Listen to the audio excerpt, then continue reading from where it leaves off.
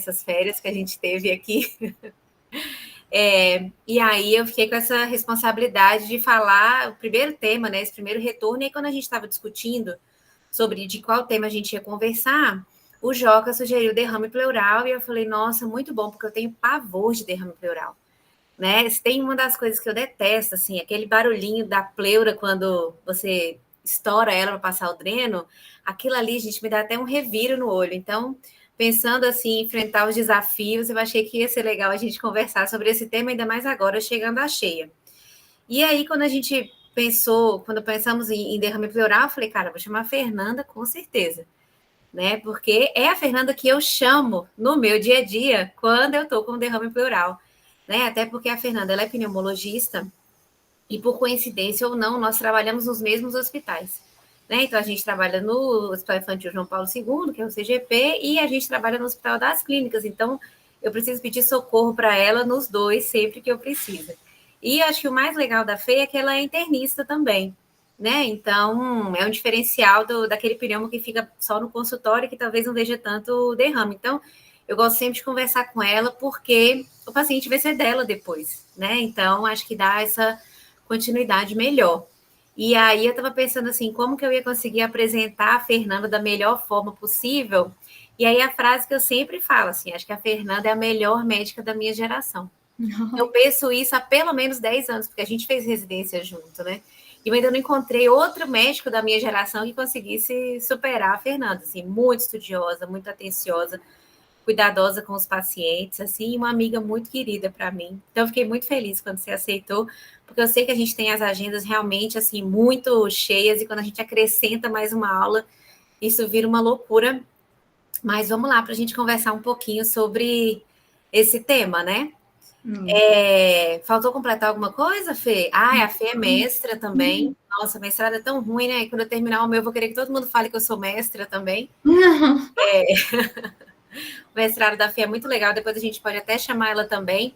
Ela estudou sobre a vacina de febre amarela nos pacientes com alergia a ovo, né? Que é uma questão em vários lugares. Lá no hospital, a gente tem um ambulatório que administra a vacina de febre amarela em pacientes com alergia a ovo, né? Alergia já é mediada, todo tipo de alergia, e os resultados são bem interessantes. Depois a gente conversa sobre isso. Mas então, vamos para o nosso tema de hoje, que é derrame pleural, né? Que é um tema assim cheio de controvérsias, cheio de protocolos diferentes, né?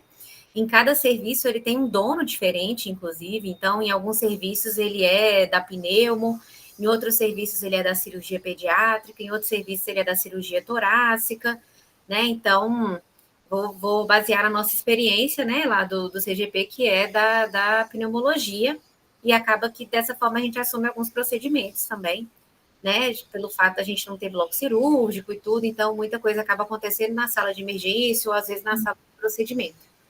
E aí, antes da gente ir para os casos clínicos e para as dúvidas, explica para a gente um pouquinho, Fê, o que é o derrame pleural, né? Quando que a gente vai suspeitar dele, quando que a gente vai levantar essa suspeita para os pacientes? Boa noite a todos, obrigada pela apresentação. Claro, digo que é o mesmo que eu penso de você, viu? Muito obrigada. Então, o que é o derrame pleural, né? Basicamente, ele é um acúmulo de líquido, né? A gente chamaria de efusão quando for líquido, ou de pus, o empiema, no espaço pleural, né? E a gente sabe que fisiologicamente a gente tem um espaço virtual entre a pleura visceral e parietal, e a gente tem uma pressão negativa dentro dessas pleuras, que é formada pela pressão de recolhimento, que o pulmão tem uma tendência de fechar, e a caixa torácica de expandir, isso cria essa pressão negativa. E a pleura parietal, as células mesoteliais que revestem ela, elas estão todo dia produzindo líquido fisiologicamente. A gente sabe que a gente produz em média aí 0,3 ml por quilo de líquido na pleura. E à medida que a gente produz, a pleura parietal também reabsorve, né? E essa dinâmica de produzir e reabsorver o líquido é um equilíbrio das pressões hidrostáticas e oncóticas dos vasos do parênquima pulmonar e da pleura. Se eu tiver aí algum mecanismo, né, desbalanceando essa produção ou essa reabsorção do líquido, eu vou ter um acúmulo do líquido e a formação do derrame. Então, quando a gente pensa no derrame, ele pode ocorrer por um mecanismo, um processo patológico pleuropulmonar, como, por exemplo, uma pneumonia, uma tuberculose, uma neoplasia, ou um distúrbio sistêmico, como uma insuficiência cardíaca, uma doença hepática, uma doença renal, né? E quando a gente pensa nas principais etiologias, a principal etiologia seria a insuficiência cardíaca congestiva, seguida pela pneumonia e depois pelo câncer, né? O nosso foco aqui hoje vai ser um pouquinho aí o derrame pleural parapneumônico, né? Quando a gente fala dele, normalmente a principal etiologia vai ser a bactéria, mas a gente pode também ter derrame causado por vírus, por fungo, né? Por micoplasma, por bactérias atípicas. E falando aí no derrame pleural, quando é que ele acontece? Na pneumonia comunitária, a gente vê em 2 a 12% dos casos, mas se meu paciente é hospitalizado, chega a ter uma incidência de 30%. Então, é mais comum a gente ver a pneumonia na criança que demanda hospitalização. E o derrame pleural, quando ele é parapneumônico, fisiologicamente a gente divide ele em 3 estágios de evolução. E é muito importante a gente saber esses estágios, né? Porque isso vai determinar as condutas que eu preciso ter para cada estágio, ou para eu barrar essa progressão, ou para eu tratar o meu paciente de uma forma adequada e ele não evoluir com uma fase final ruim aí do derrame pleural. Então, é a fase exudativa, a fase fibrino-purulenta e a fase de organização. A fase exudativa, ela dura em média de 24 a 72 horas. Nesse momento, eu falo que eu ainda tenho um derrame pleural de bom prognóstico. A bactéria ainda não invadiu o meu espaço pleural, né? Então, eu tenho um derrame livre, com bom pH, boa glicose, e às vezes, se eu diagnostico no momento adequado e começo o antibiótico, meu paciente pode até reabsorver esse derrame apenas com o antibiótico. A segunda fase, a fase aí fibrino-purulenta, ela já ocorre aí com 7, 10 dias de evolução do meu derrame pleural. Nesse momento, eu já falo de um derrame pleural complicado. Eu já tenho invasão bacteriana do espaço pleural, e aí essa invasão da bactéria vai consumir glicose, vai cair meu pH, vai aumentar o meu LDH do líquido, né? E eu já vou ter ali um derrame já que pode evoluir com mau prognóstico. Nesse momento, eu tenho ativação aí da cascata de coagulação, né? Eu vou ter aí fibrinólise e eu vou começar a formar aqueles septos fininhos, aqueles debris fininhos que eu vejo no ultrassom, e a minha pleura já vai começar a espessar. Se passar desse período, eu já vou para a fase de organização, já é aquele derrame velho que a gente fala, né? Que é o derrame com 2 a 4 semanas da pneumonia. Nesse momento, eu já tenho migração de fibroblasto, né? Eu vou ter fibrose, eu vou ter encarceramento pulmonar, já a fase bem mais tardia, né? É isso, claro. E aí, quando que você suspeita, Fê? Quando que você vai pensar assim, chegou um paciente para ser atendido na emergência, quando que a gente vai pensar na possibilidade de um derrame pleural?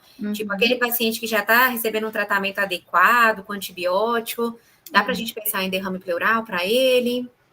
A apresentação vai depender muito do momento que esse meu paciente procura um serviço de saúde, tá? Porque ele pode procurar o serviço de saúde na fase inicial da pneumonia, que ele ainda não tem derrame, eu começo meu antibiótico, e depois de 48, 72 horas, essa criança ainda está mantendo febre, está toxemiada, ela piora o padrão respiratório, ela fica inapetente, e eu tô lá com o meu antibiótico certinho. Nesse momento, eu tenho que pensar, será que essa criança não está evoluindo com uma complicação da pneumonia? Então, eu tenho que fazer um raio-x de tórax, será que ela evoluiu com derrame? Ou a criança já pode chegar no serviço, já numa fase mais tardia da pneumonia, e ela já tem um sintoma propriamente, diretamente relacionado aí com derrame pleural, né? Que aí eu vou ver, às vezes, a criancinha no meu exame físico com o murmúrio abolido, né? Vou ver aí uma maciçeza percussão. Eu posso ver o sinal da trepopneia, que a criança deita sobre o lado do derrame para aliviar o desconforto e a dor. Ela pode ter um pouquinho de escoliose no exame físico. Às vezes a gente vê muito dor abdominal, os menininhos incharem a barriga, né? Às vezes tem um diagnóstico, às vezes até de abdômen agudo, chega no PA, o pessoal vai fazer um raio-x tóraco abdominal, vê o derrame, né? E a gente vê muito na enfermaria, menino com pneumonia bacteriana e viral, né? O da bacteriana é aquele menino quietinho no leito, um padrão respiratório até bonzinho, quase não tosse, né? E o da pneumonia viral tossindo, com esforço, mais cansadinho, tá? Então, vai depender muito do tempo que esse paciente chega no serviço. Quando eu trabalhava no hospital privado, assim, eu acho que eu vivi uns 3 casos de paciente que foram fazer TC de abdômen para ver apêndice e tudo, e aí quando a TC subiu e pegou um pedacinho do pulmão, tinha lá uma consolidação, um derrame pleural, né? Puxando a sardinha para emergência, ano passado a gente propôs uma capacitação para a equipe do nosso pronto atendimento, né? Em ultrassom point of care. Uhum. Aí, ultrassom point of care é muito legal para a gente ver isso aí, né? Normalmente, quando a gente libera um paciente para casa tratando uma pneumonia, os pacientes que têm condição de alta, que é a maioria, às vezes quando a gente está dentro do hospital, dá a impressão de que ninguém vai tratar a pneumonia em casa, né? Ainda mais dentro da CM, mas vários chegam no PA e vão para casa e tem que garantir essa reavaliação em 48 horas, que às vezes ele acaba retornando para o hospital por dificuldade de acesso na atenção primária, né, especialmente os pacientes da região metropolitana. Então, pensando em facilitar esse fluxo, para que o paciente não precisasse subir para fazer o raio-x e voltar e tudo mais, a gente fez essa capacitação para a equipe, né, para que eles pudessem utilizar o ultrassom point of care que fica dentro da nossa sala de emergência para fazer essa avaliação do derrame. Né? Mas como que é a performance, Fê, do POCUS, assim? Ele é melhor que a tomografia? Ele é melhor que o raio-x? Ou tem algum outro exame que é melhor para ver derrame? O que nós temos aí na literatura sobre isso? A gente é privilegiado, né? Claro, a gente tem ultrassom em todos os setores. Ele pode estar até velhinho, meio capenga, mas todo setor tem ultrassom, né? Então, a maioria, tanto dos especialistas quanto do pediatra, sabe fazer, e de tanto fazer, pega uma certa experiência, né? Então, assim, a gente não tem dúvida que para avaliação do espaço pleural, o ultrassom ele é superior à tomografia de tórax, tá? Eu consigo quantificar meu derrame, eu consigo ver mais precocemente a formação de debris no meu ultrassom de tórax, né? Eu consigo também guiar procedimento, guiar uma toracocentese, ver o melhor local para punção, para inserção do meu dreno de tórax, né? Ele é um exame portátil, eu não vou expor meu paciente à radiação, eu não preciso sedar uma criança com pneumonia para fazer o exame, né? Então, assim, a TC tem essas desvantagens da radiação, do deslocamento, da sedação, e a tomografia, ela supera o ultrassom para avaliar parênquima. Se eu estiver pensando numa complicação supurativa do parênquima, estou pensando que meu paciente tem um abscesso, que meu paciente tem uma pneumonia necrosante, aí a TC é superior desde que seja feita com contraste. Uma TC simples sem contraste não vai me ajudar em nada. Mas tirando isso, o ultrassom ele é com certeza superior à tomografia para avaliação do espaço pleural, tá? E uma curva de aprendizado super tranquila, né? Assim, é muito rápido, a gente vê um dos agora a mais entrada fáceis dos de fazer. R1s, né? Com uma semana de residência, a gente já vê eles pegando para fazer, assim, então Eu realmente. consigo ver também se meu pulmão está encarcerado, se ele não está movimentando, se ele já está cheio de trave. Então, assim, eu sou assim, eu amo ultrassom. Eu acho que ele dá uma segurança, ele te dá uma decisão rápida, que a tomografia não dá, né? E hoje em dia está muito mais disponível, né? Eu, por exemplo, tenho um portátilzinho, né? Então, você pode estar no interiorzão, onde que for, que isso te ajuda, né? A TC já não é tão fácil, não é um método superior para avaliar espaço pleural. Até outro dia a gente estava conversando sobre fazer atendimentos domiciliares de emergência, sabe?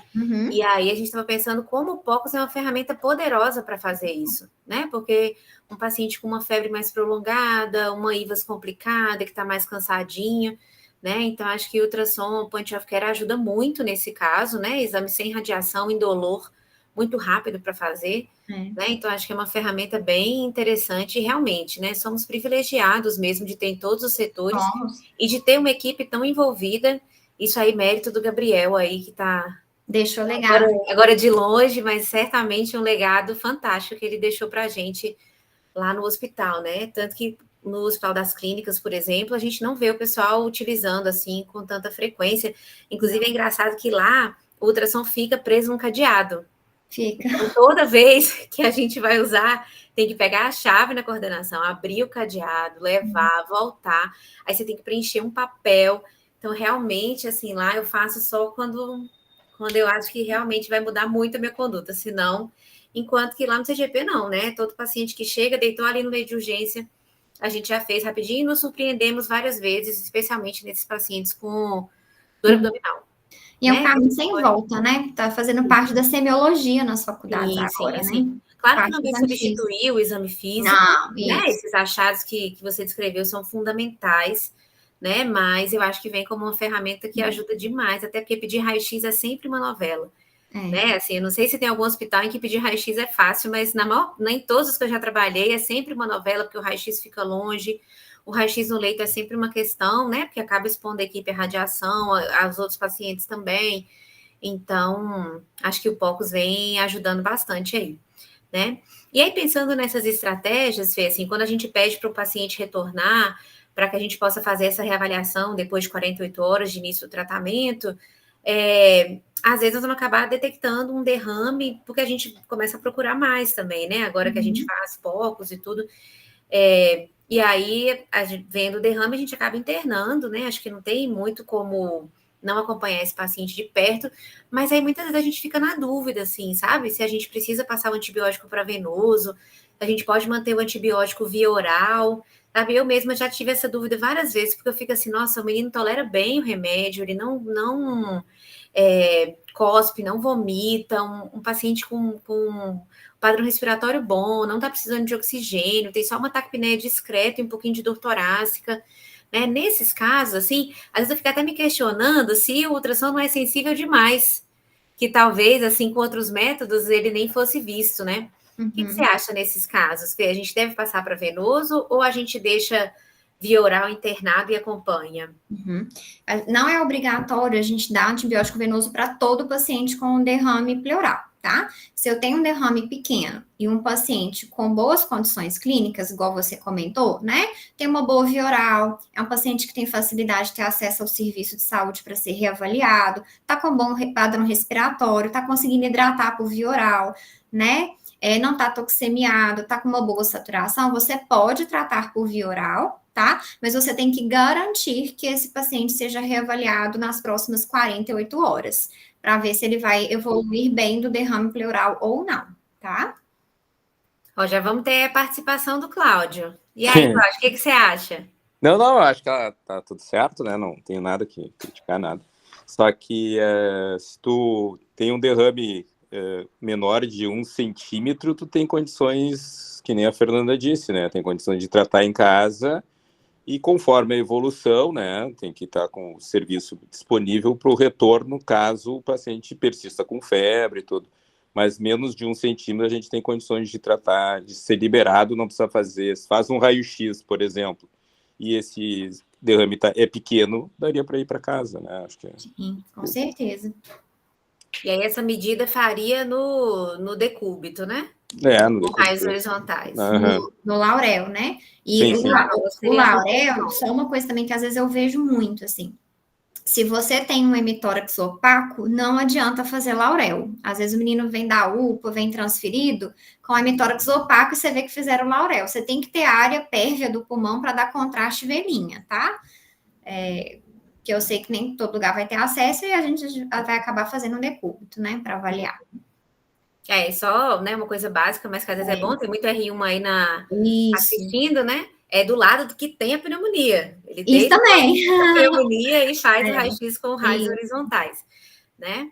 Que é interessante. E às vezes, assim, no paciente deitado, não sei se funciona para tórax, você até pode contar para a gente, Fê, um paciente que está grave, que está deitado, né? Eu acho que dá para a gente fazer um lateral, assim? Como que faz no paciente que não consegue levantar? Porque barriga, por exemplo, a ver pneumoperitônio, a gente faz raios horizontais com ele deitado, né? Você fala um paciente de terapia intensiva? Por exemplo, entubamos um menino. Tá. Aí vai ter que fazer aquela mobilização em bloco de emergência, juntar mais de uma pessoa, né? Virar e todo mundo tomar radiação com a criança para fazer. Aí mais uma vantagem do ultrassom. Mais uma vantagem do ultrassom. A gente consegue ver sem muita dificuldade. E aí, Fê, naqueles casos em que a gente tiver que ir para ver, assim, especialmente essa época do ano, naqueles meninos que entraram na escola por agora, que fazem um quadro viral atrás do outro e acabam frequentando pronto atendimento com muita frequência, eles acabam tomando muito antibiótico, né? Assim, para tudo, assim, tá com um catarro amarelo, toma aqui um Clavulin, né? E é uma loucura isso, porque acho que o Clavulin para criança é um antibiótico um dos antibióticos com mais amplo espectro que a gente tem né, disponível para pediatria. E aí, às vezes, a gente vai ter que internar esse menino. E como que fica esse tratamento antimicrobiano venoso, hein? Especialmente aí nesses meninos que vêm aí de muitos antibióticos recentes, né? Dá muita dúvida que a gente vai fazer. Eu, às vezes, quando prescrevo ceftriaxona, eu tenho até vontade de mandar uma mensagem. Vai falar assim, eu te prometo que ele dava muito ruim na hora que ele chegou. Né? Mas eu acho que a gente tem que fazer uso racional, mas tem uns que eu fico assim, nossa, deixa eu dar uma ceftriaxonazinha para sepse. É fazer uso racional mesmo, né? Mas assim, é importante a gente ressaltar que o paciente ter derrame pleural não é sinônimo de resistência bacteriana, tá? O primeiro passo não é sair trocando o antibiótico que ele já estava usando ou ampliando o espectro, tá? O desenvolvimento do derrame pleural ele é meio que um tripé. São as condições do hospedeiro, a virulência daquela bactéria, e virulência não é resistência, né? E o tempo que começou esse tratamento, né? O momento, o time que esse tratamento da pneumonia começou. Um exemplo clássico disso é o sorotipo 3 do pneumococo. Se você pegar os dados do Cirev, ele é 100% sensível à penicilina, mas ele é muito virulento, ele dá quadros gravíssimos. A gente teve quadro de menino fazendo chu por pneumococo com ele, né? Um exemplo, por exemplo, a meningite por Neisseria, né? É sensível, mas dá quadro meningocócicos graves, olha, né? O Opiógenes, né? O Estreptopiógenes causa quadros horríveis. E quadros ele horríveis. morre só de olhar para o frasco de amoxicilina. Isso. E aí eu acho que para a gente comentar um pouquinho dessa questão do antibiótico, acho que a gente podia mostrar aqueles dados do hospital e comentar do Cireva, para a gente entender da onde que está saindo essa preocupação da resistência do pneumococo e de esquemas de mais amplo espectro para pacientes internados, claro. Eu acho que o pessoal vai entender um pouquinho melhor a nossa discussão. Deixa eu achar eles aqui, Fê. Peraí que eu tô com uma dificuldade com o computador, mas vamos... Qualquer coisa, eu tenho ele aqui, eu posso só falar. Tem? Então você compartilha sua tela. Compartilha, peraí. Fica liberado para você compartilhar aí, acho que vai ser mais fácil. Aí, tela cheia. Eu deixei ele no jeitinho aqui. Já estão vendo? Nós vamos pôr. Agora sim, Fê, estamos vendo sim. Tá, beleza. Deixa eu só colocar aqui slide. Eu acho que apresentar nesse cantinho atrás de onde está a tela. A tela do... Vocês estão vendo? Sim, sim. Beleza. Mas é que a sua tela do... A tela pequenininha do Google Meet está na frente. E agora? Melhorou? Melhorou, pode. Beleza. Então, aqui, isso são dados do nosso hospital. A gente é um hospital aqui em Belo Horizonte, que é um hospital referência em pediatria para os casos de Minas. E a gente recebe muito paciente grave, né? Tem CTI, e a gente também tem um perfil de pacientes mais neurológicos, crônicos também no hospital. Esses dados, eles pegam 2018 até 2022. Então, a gente vai ver um pouquinho aí do efeito da pandemia, tá? Nesse período, a gente teve 1.807 hospitalizações por pneumonia bacteriana no nosso hospital. Dessas pneumonias, em 3% dos pacientes, a gente conseguiu isolar que era pneumococo, tá? E aí a gente vê claramente aí que quando vem a pandemia, os casos caem, né? E depois, quando a gente volta a ter flexibilização aí das medidas de isolamento, esses casos voltam a subir, né? Que foi aquele período que a gente começou a ver caso grave, aumentar número, todo mundo ficou desesperado, né? E é importante a gente preocupar com esse tema mesmo, porque a pneumonia ainda é uma causa importante de óbito aí, principalmente em menores de 5 anos de idade, tá? Então, ao todo, a gente teve 59 pacientes que a gente conseguiu ver que era o pneumococo mesmo. Não consegui passar. E aí, já que eu reforcei que a gente é um hospital terciário, é referência para paciente mais grave, tem alguns dados nossos que vão refletir isso como a nossa taxa de mortalidade. E é também difícil a gente, às vezes, isolar o agente, porque a maioria dos pacientes graves que chegam no nosso hospital já vem utilizando antibiótico, né? Então, dos nossos pacientes, desses 3% que a gente isolou o pneumococo, a idade média aí era 32 meses, né, desses pacientes. A maioria, quase 30% meninos, quase 60% tiveram complicações locais, que é o derrame pleural, né?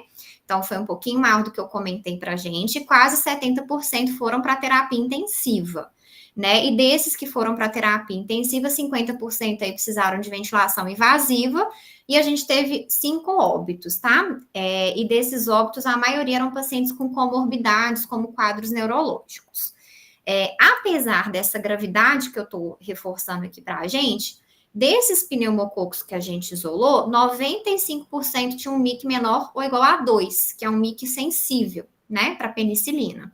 E só 4,6% o MIC de 4, que é uma sensibilidade intermediária aí para penicilina. E desses pneumococos que a gente isolou, a gente só conseguiu descobrir o sorotipo de 2. A gente tinha de 3, né? 2 19A e 1 15C. E a gente sabe que o 19A é um dos nossos vilões aí para quadros graves, né?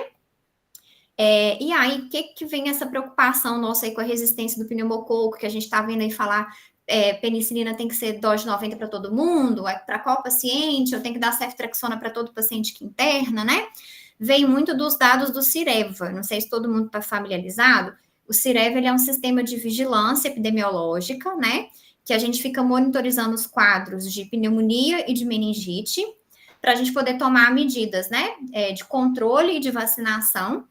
E esses dados, eles são enviados aos hospitais sentinelas de amostras de doença pneumocócica invasiva. Então, a gente tem que ter na cabeça que a amostra de sangue, a amostra de líquor que chega no Cireva são de pacientes com doença pneumocócica invasiva. Então, eu estou tendo um recorte de uma população mais grave, né? Que internou, que teve hemocultura positiva, que ficou grave.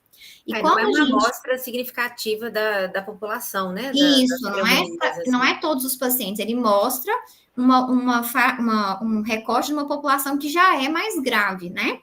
E aí aqui eu trouxe para a gente a tabelinha que mostra a susceptibilidade à penicilina dos quadros não meningites, quadros de pneumonia. E a gente vê aí que nos menores de 5 anos, né, eu tenho até 34% de resistência, um MIC maior ou igual a 4, né? 24% de resistência intermediária e 40% de pacientes com pneumococo sensível. E lembrando, né, que resistência intermediária, eu não preciso trocar penicilina, eu posso dar uma ampicilina com dose alta, uma amoxicilina com dose alta, né? E quanto mais velho fica o nosso paciente, menos importante essa resistência, né? Então, a minha preocupação são os menores de 5 anos. Então, para a gente colocar aí na cabeça, um paciente menor de 5 anos com uma pneumonia grave, eu devo me preocupar, às vezes, com o espectro do meu antibiótico. E quando a gente fragmenta esses dados e eu vou olhar os sorotipos, aí a gente vê os principais que a gente preocupa ali, o 3, o 6A e o 19. Lembra que eu comentei que o 3 dá quadro grave? Mas olha aí, ele é 100% sensível à penicilina no Cireva, tá vendo? Já o 6A, ele teve 100%, né? Aí, mas ele teve 100% se você aumentar a exposição à penicilina, se você aumentar a dose da penicilina, tá? E o 19A que preocupa. Quase 70% de resistência, né? E é um sorotipo que não tem na nossa vacina do SUS, né? Que não tem na Pneumo 10. Esse aqui é o protocolo do nosso hospital de como interpretar o MIC, né? Quando eu tiver acesso a um resultado de uma hemocultura, de uma cultura de líquido pleural, o que eu vou fazer, né? Eu vou considerar que é suscetível o MIC menor ou igual a 0,06, suscetível aumentando a exposição antibiótico até 2 e resistência à penicilina maior ou igual a 4, tá?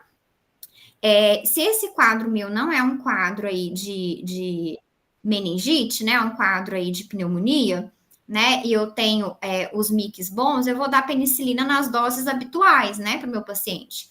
90 de 12 em 12, 50 de 8 em 8, ampicilina de 200, 300, né? E eu tenho que lembrar que até essa amoxicilina de 90 de 12 em 12 horas, ela pega 60% de resistência intermediária, também não é uma dose bobinha, né? E se eu tenho realmente um paciente com MIC de resistência e meu paciente tem sinais de gravidade, aí eu vou pensar em dar ceftriaxona, né, para esse paciente. E se o meu paciente está muito grave, o que a gente está vendo nas recomendações? O que seria gravidade? Aquele paciente vai para terapia intensiva, está instável, está com uma hipoxemia importante, tem alteração do nível de consciência, teve um quadro de crise convulsiva. Esse paciente eu deveria dar vancomicina associada a outro antibiótico, como, por exemplo, a ceftriaxona, cefepime, cefotaxima, né?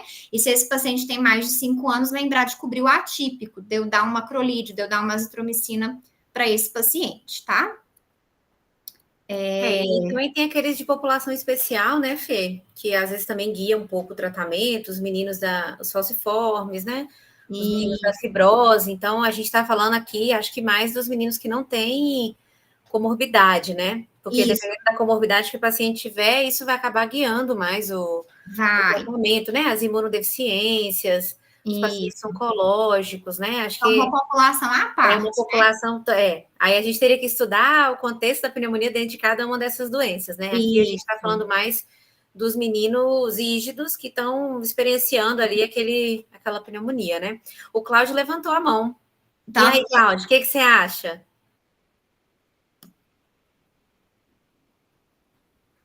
Tá por aí, Cláudio? Ele tinha levantado, mas parece que baixou. Tá. Então, tá. Levanta de não precisar, Cláudio.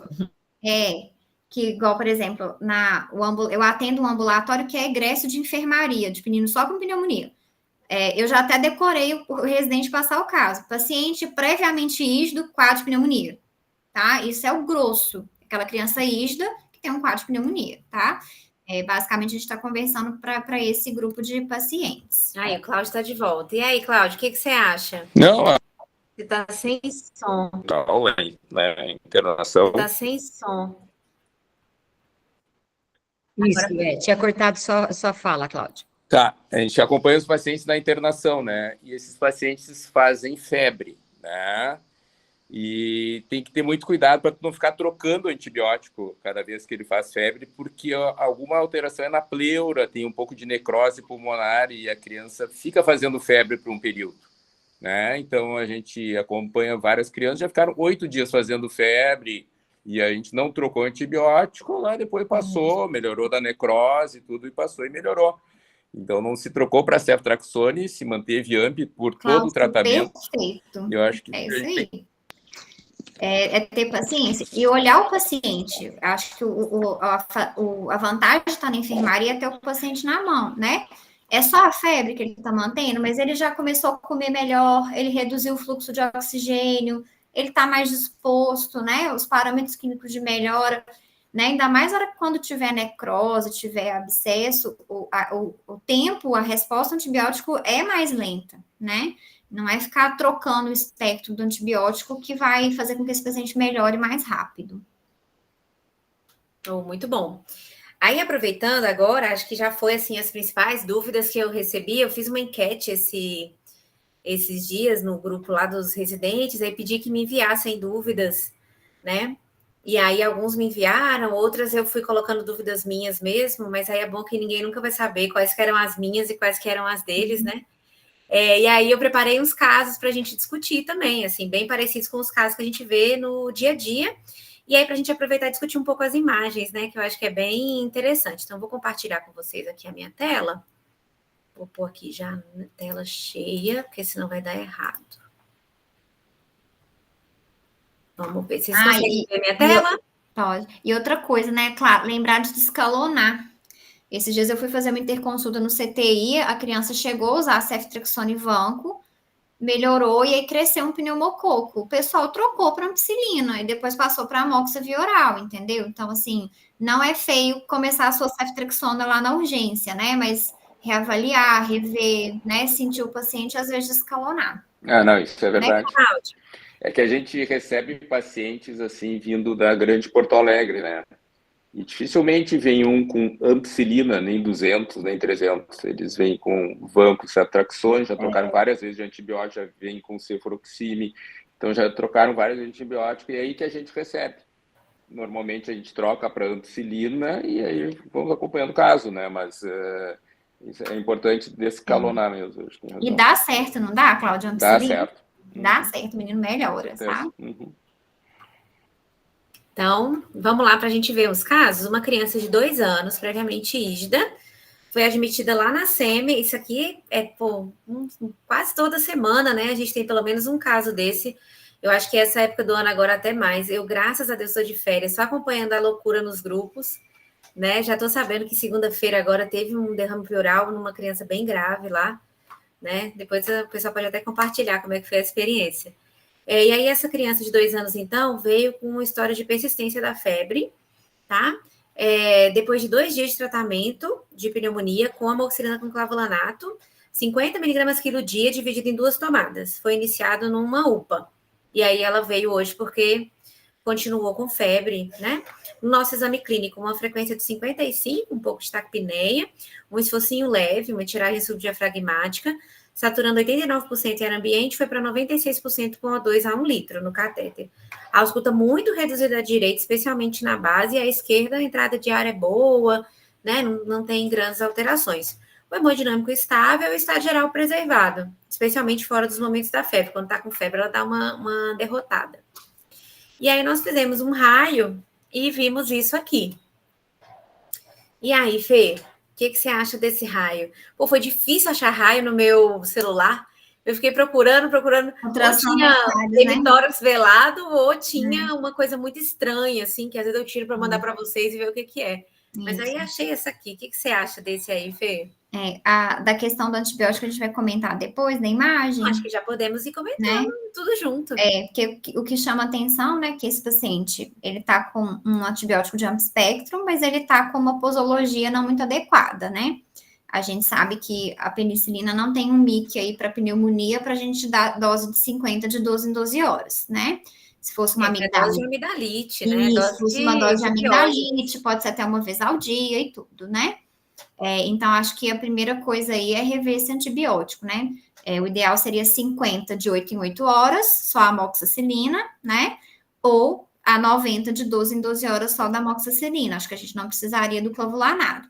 E outra coisa do clavulanato também, né, Fê, é que tem aquela questão da instabilidade dele quando fica fora da geladeira. Isso. Ele vem na forma de pó, e aí a gente precisa reconstituir com líquido, e depois que reconstitui, ele precisa ficar em geladeira, né? Isso é uma pergunta que a gente sempre precisa fazer para o paciente que vem usando a amoxicilina com clavulanato, porque se não está guardando na geladeira, ele não funciona, né? Ele não tem estabilidade suficiente. Às vezes leva para creche, leva para casa de não sei quem, vai para não sei aonde, ou simplesmente não guardou mesmo na geladeira, né? E aí esse antibiótico realmente não vai funcionar. Né? E é muito frequente a gente ver esses 50 de 12 em 12. Tá? Especialmente vindo aí às vezes foi atendido por um generalista, né, que ainda não entendeu muito bem essa diferença do pneumococo para o piógenes, né, que são bichos diferentes e tudo, né? O que você achou, Fê? Então, assim, o que chama atenção nesse raio, né? A gente sistematizando um pouquinho aí, antes de olhar o parênquima pulmonar que todo mundo vê alterado, chama atenção que ele tem uma levezinha escoliose aí para o lado da pneumonia, né? A gente vê aí uma opacidade, né? Que provavelmente acomete mais de um lóbulo, né? E quando a gente vai ver, tem correspondência aí no nosso perfil, a gente vê que o trígono posterior tem imagem, né? Tem consolidação, né? Aqui, né, Fê? Onde está o mouse? Embaixo também, e o segmento aqui posterior, também, né? Segmento posterior aí do lobo superior e do lobo inferior, aqui, né? Isso, e o trígono posterior não tem aquele degradê da coluna, né? A gente vê aí que no exame anterior, a gente vê direitinho aí a borda do coração, então provavelmente está poupando aí ainda o lobo médio, nosso perfil corrobora isso, e chama atenção que o nosso seio costofrênico, ele tá obliterado, e no perfil eu não consigo ver bem as duas cúpulas do diafragma. Então, com esse raio-x e com essa clínica, apesar da dose do antibiótico não estar ainda otimizada, né, eu tenho que pensar que essa criança está evoluindo com derrame pleural, né? E aí, então, como tá lá com a gente, né, nós vamos fazer o ultrassom point of care, né? Então, aqui, não sei se vocês estão conseguindo ver bem, é do nosso arquivo de imagens, né? A posição do probe estava ali na base do pulmão à direita, né? Marcador voltado para a cabeça. E aí nós observamos essa região, né? Aí mais de baixo com... Peraí que agora a gravação ficou maior do que o exame, né? a gente observa essa pontinha do pulmão fazendo esse balancinho, né, que a gente chama de jellyfish. Para ultrassom, o pessoal é muito criativo nas falas, né? E todo esse preto aqui em volta dele, né? Tudo isso preto aqui em volta dele é líquido, né? Derrame. Isso. E aí isso então confirma que o paciente tem derrame pleural. A gente visualiza bem o diafragma aqui embaixo, né? Mostrando que esse derrame está dentro do tórax mesmo, né? Porque às vezes na direita nem tanto, mas à esquerda pode se acumular líquido entre o diafragma e o baço, né? Então tem que ver bem o baço para você ter certeza que está aí. Eu acho que o que a gente tinha mais dúvida disso aí era nos pacientes com dengue, sabe? Porque a gente, né, eles saem derramando todas as cavidades e aí a gente tinha que prestar bem atenção para ver se estava em cima ou se estava embaixo. Né? Então, é uma imagem bem fácil de obter. E chama atenção que a gente vê um pouquinho de broncograma aéreo no parênquima, né? Então, o broncograma aéreo são esses brilhinhos que vão aparecendo, né? E a gente já está vendo um pouquinho aí, começando a formar os debris, né? Os septozinhos aí estão bem fininhos, né? Mas ele já está começando a ir para a fase aí fibrino purulenta desse derrame, provavelmente, né? O derrame totalmente anecoico, livrezinho, não, né? Não é totalmente pretinho, né? Ele faz umas sombrinhas aqui de vez em quando, por aqui também. Isso. Né? Muito bom. Então, deixa eu voltar para o nosso caso aqui, né? Mas ela tá tão bem, Fê. Nossa, ela vai subir para vocês, mas ela tá tão bem. E aí, nós vamos abordar esse derrame? Nós não vamos abordar esse derrame? O que você acha? Ali na medida deu 1 centímetro certinho, no prego. 1,00 no maior bolsão. E aí? Só um adendo aqui da imagem, né? Que às vezes eu mesma já tive essa dúvida muitas vezes. Onde que a gente mede, né? Quando a gente está fazendo ultrassom, eu tinha dúvida se media aqui para dentro ou se media aqui, né? E a gente mede aqui normalmente. Isso, tentar pegar a distância para entrar a agulha. Né? Então, não adianta eu medir aqui para dentro, porque eu não vou conseguir acertar nesse lugar. Né? Então, normalmente a medida é aqui, entre a pleura e o que eu estou vendo de pulmão aqui embaixo. Tá? E aí, Fê, vamos furar ou não vamos furar? Essa menininha, eu começaria ampicilina para ela, tá? Dose de 200, ela foi para oxigênio, né? Ela tentou um tratamento via oral, apesar de não ser adequado, né? E o derrame pleural dela, eu já tô vendo que ele tá evoluindo para a fase fibrino purulenta. Eu não quero perder mais tempo com essa paciente, tá?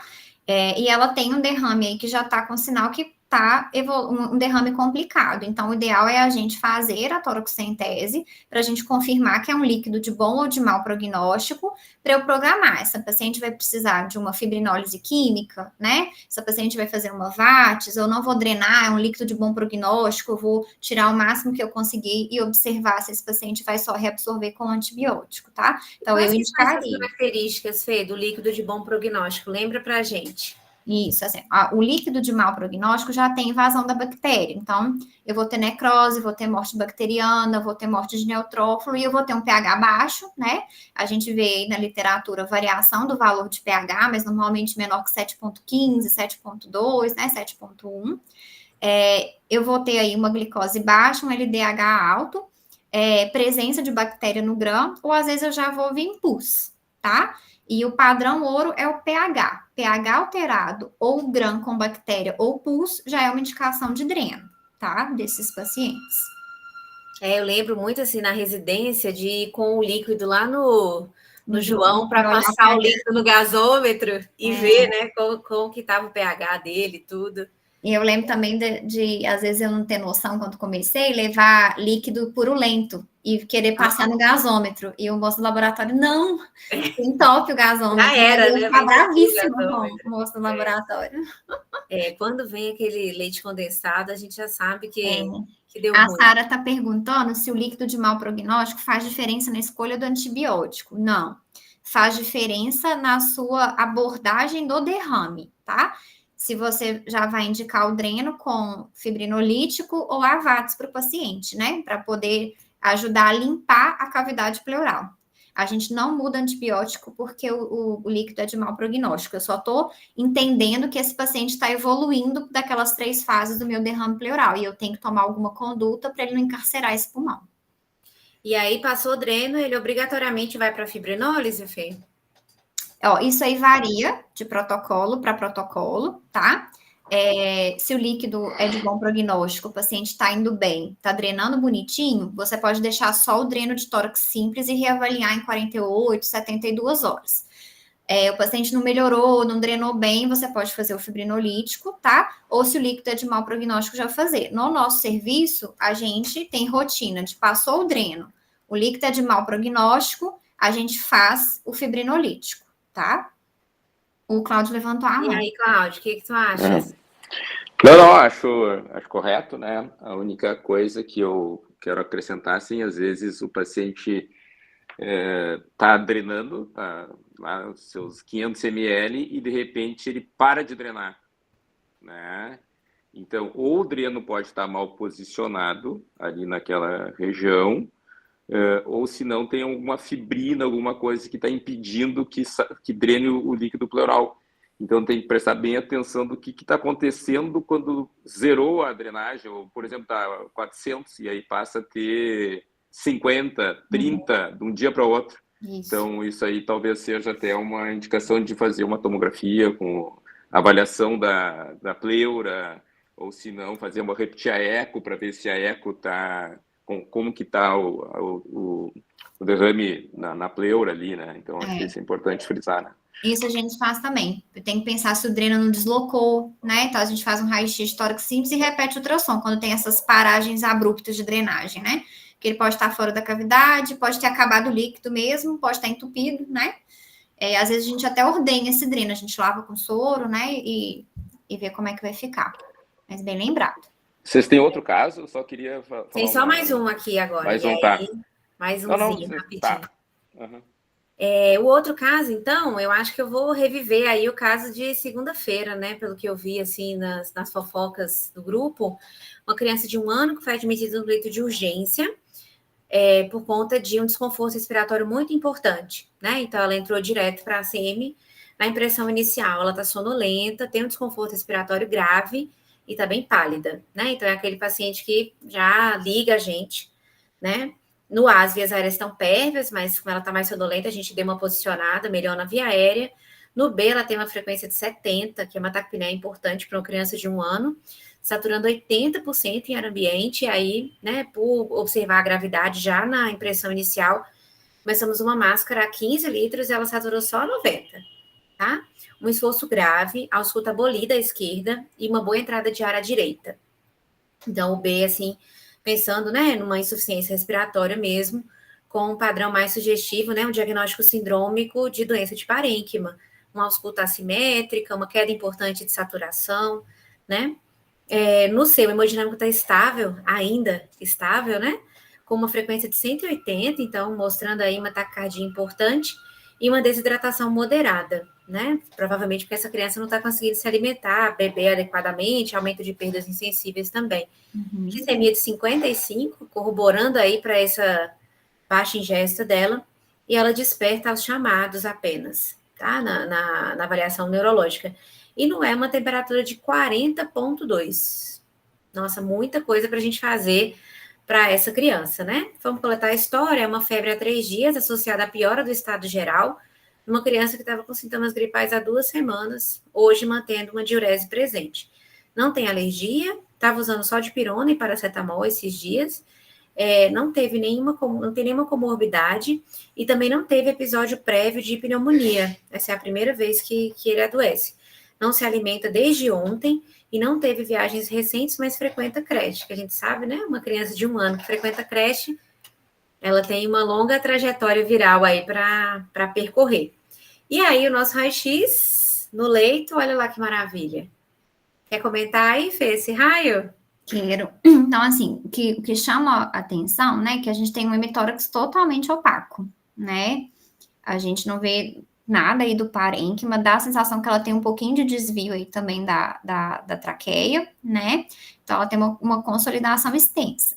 A gente tem que pensar, né, é mais comum um processo pleuropulmonar bacteriano, infeccioso, mas a gente tem que ficar atento a diagnósticos diferenciais, quando a gente vê um hemitórax opaco desse, né, como massas, né, e outros quadros assim, né, desse paciente.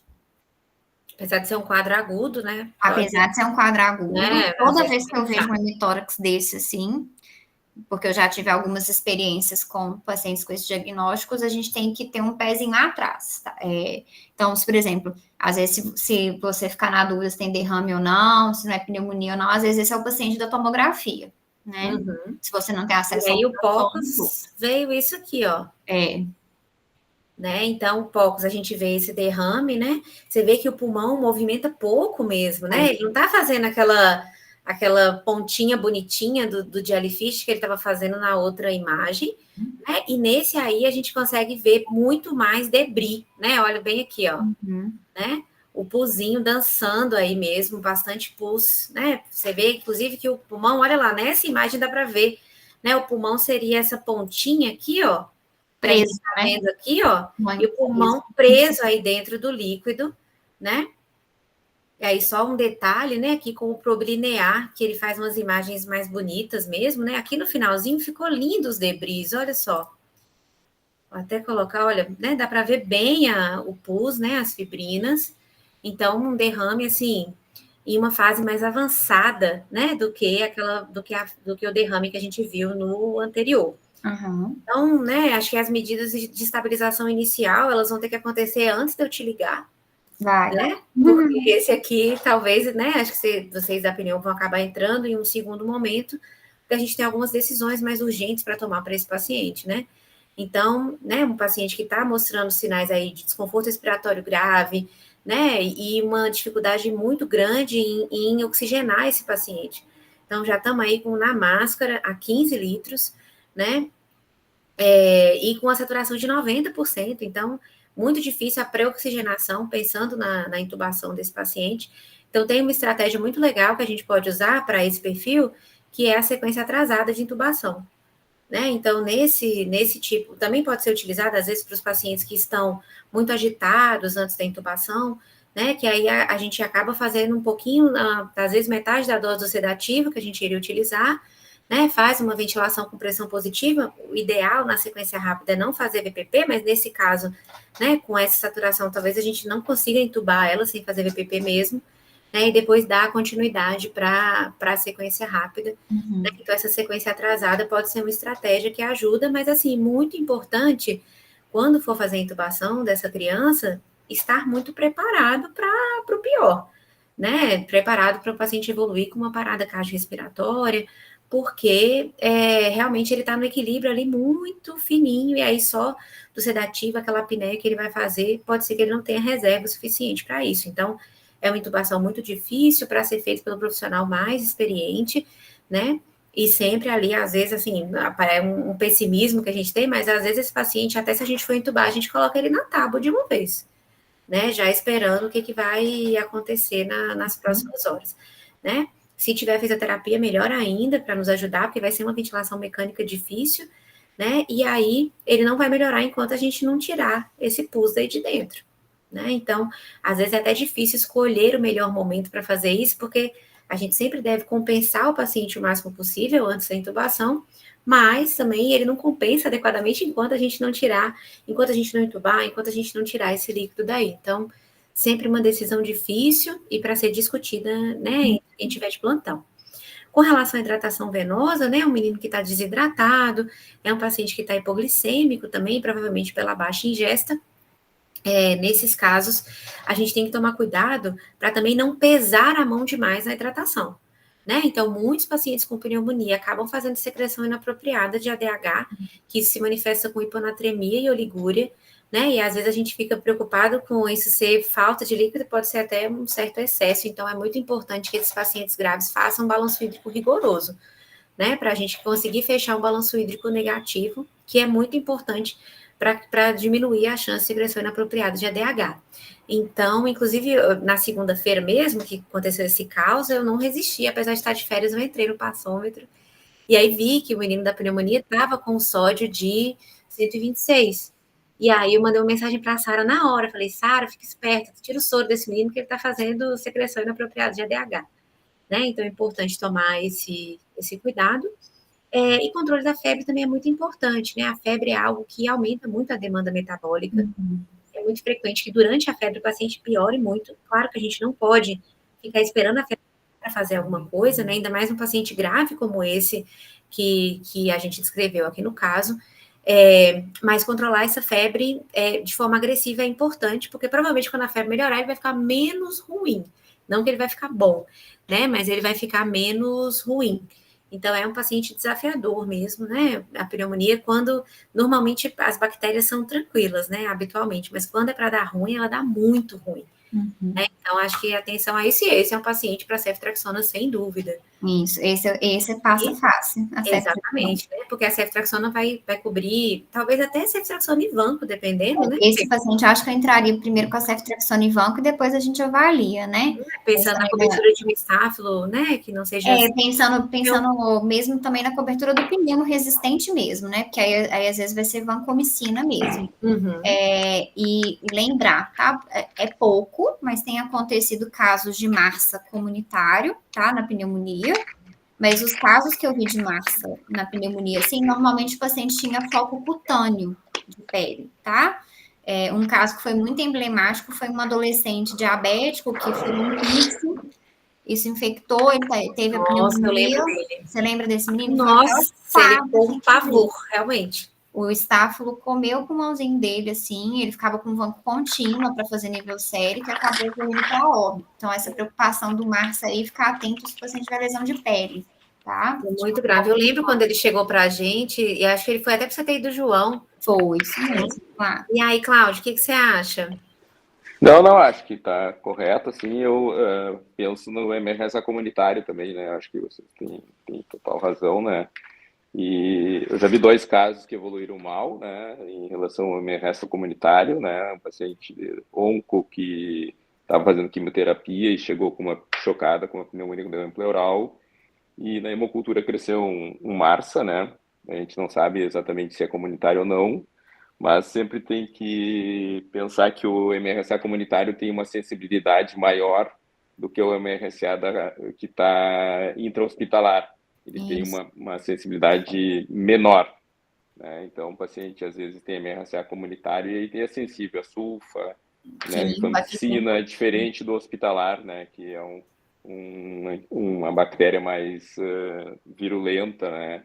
E precisa de uma cobertura mais com vancomicina. Eu acho que outra coisa que eu gostaria de dizer assim é que às vezes tem tuberculose, né? Tem derrame pleural tuberculoso, crianças maiores que também não tem que dar uma olhada, né, bem correta, né? Que tu tem que avaliar e ver se tem o foco de pneumonia, né? E aí conforme fazer a punção para definir se esse derrame é um derrame tuberculoso ou não, né? Acho que isso é importante salientar.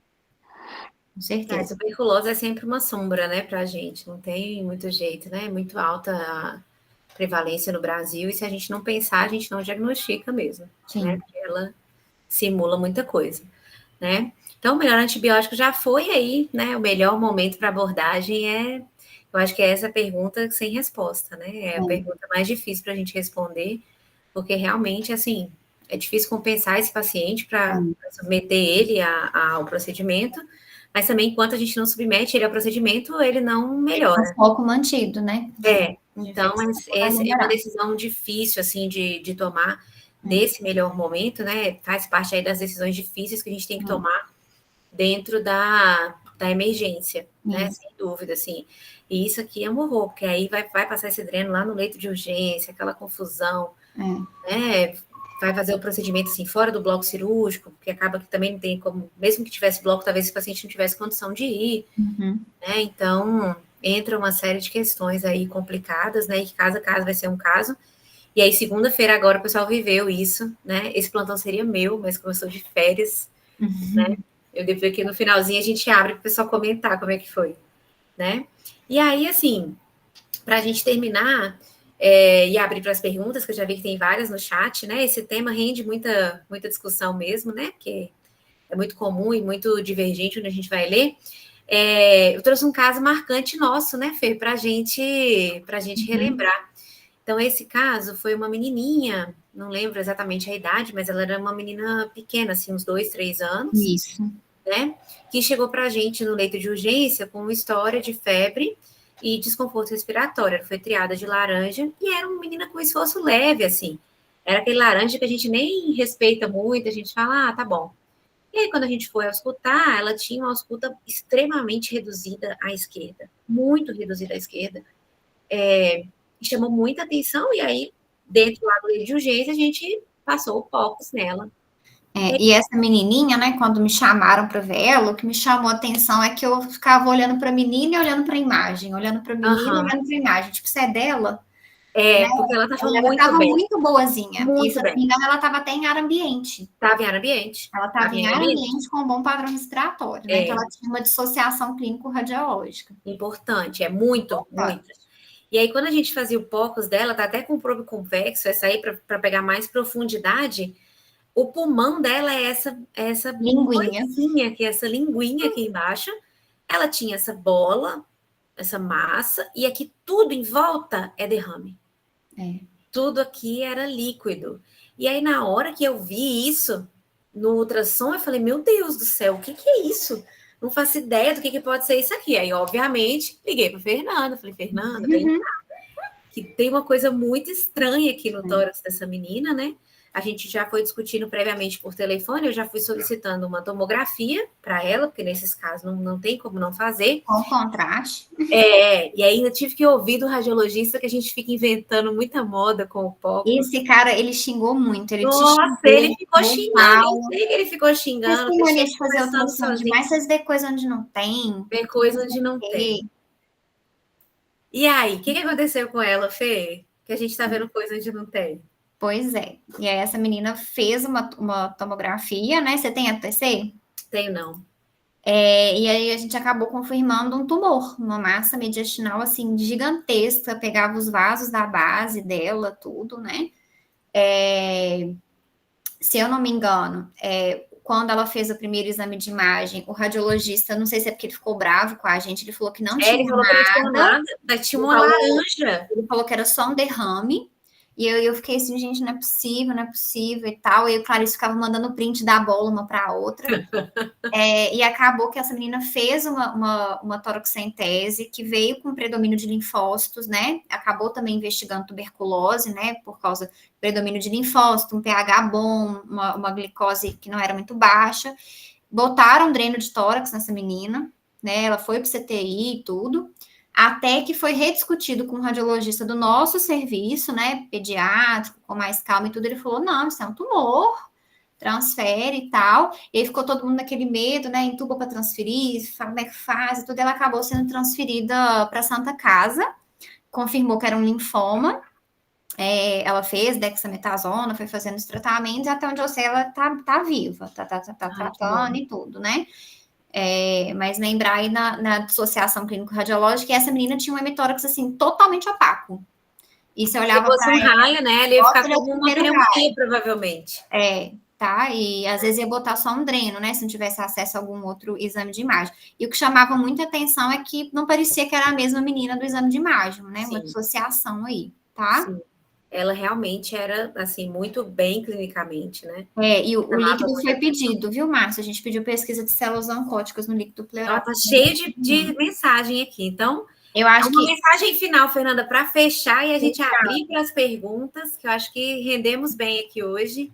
Eu acho assim, botar na cabeça que derrame pleural não é sinônimo de resistência, que a gente tem que ter amor aos antibióticos. Acho que o pediatra ainda é um dos poucos médicos que tem amor, parcimônia na hora de prescrever um antibiótico, né? Lembrar que a penicilina ainda é um excelente antibiótico, a gente tem que saber usar ela. Resistência do pneumococo é por transpeptidase, é aumentar a dose, aumentar a exposição do pneumococo à penicilina, né?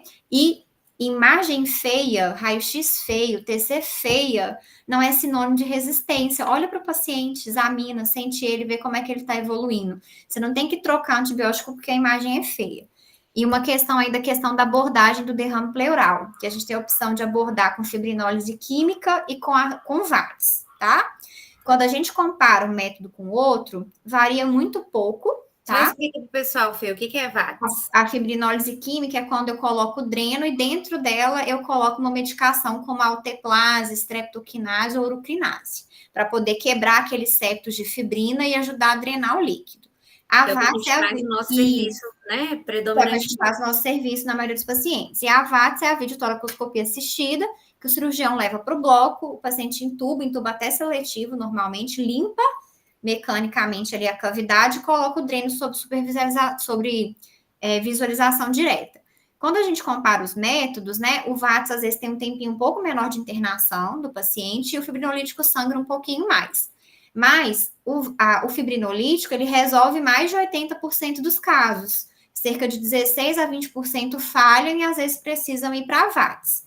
Mas isso varia muito do seu serviço, né? A gente tem pouco acesso à cirurgia, então a maioria dos nossos pacientes fazem fibrinolítico. Então a gente tem uma experiência grande. Os nossos pacientes, a última vez que a gente levantou dado, a nossa taxa de falha era em torno de 3%. Era bem abaixo da literatura, tá? Do fibrinolítico. E hoje em dia a tendência dos locais que têm acesso é o fibrinolítico ser o método de escolha, tá? Primeiro fibrinolítico e para o caso que você não tem acesso, o VATS. Então, vai variar de serviço para serviço e da relação que a cirurgia tem ou não com o derrame pleural no seu serviço, tá? Quem é o dono? Quem é o dono do menino? Se você volta tem lá uma para o cirurgia comecinho mais da nossa atuante, conversa, né? Quem é o dono do derrame quem nesse... é o dono do derrame pleural, tá bom? Muito bom, Fê. Adorei as considerações finais. Vou passar para as perguntas aqui que estão no chat, mas aí quem quiser fazer uma pergunta falada também já pode ir levantando a mão, que a gente vai organizando, né? Vamos ver aqui. Quando usam amoxicilina de 90 com clavulanato, usam a formulação 400 com 57 ou a clavulinha ES? Ótima pergunta, né? Assim, acho que essa pergunta que a gente discute ela de forma muito exaustiva nos estágios de pronto atendimento, né? Uhum. Porque existem 3 formulações de amoxicilina com clavulanato no mercado.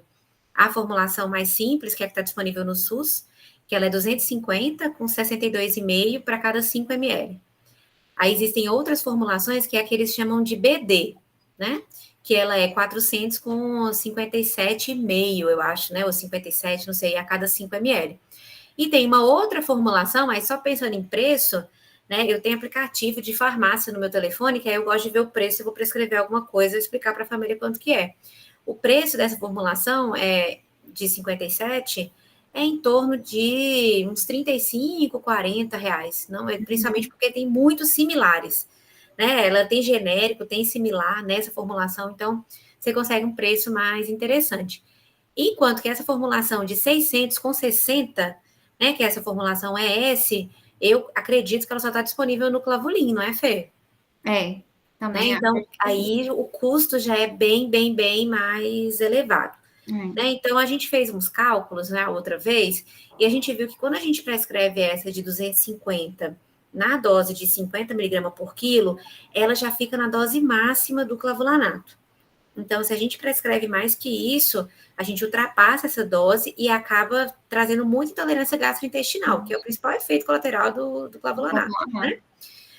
Já a apresentação de 400, quando a gente prescreve a dose de 50, ela fica terapêutica, mas tendendo a uma dose mais baixa, e quando a gente prescreve a dose de 80 a 90, ela fica ainda dentro da dose terapêutica, ela não ultrapassa. Então, essa formulação daria para a gente prescrever tanto a dose de 50 quanto a dose de 80 a 90, tá? Porque ela não ultrapassa a dose do clavulanato. Já a formulação de 600 com 60, ela é exclusiva para prescrever a 90, né? A dose de 90. Se você prescrever uma dose de 50, usando essa outra formulação, você vai acabar fazendo uma subdose de clavulanato, e aí ele não, teoricamente, não faria efeito.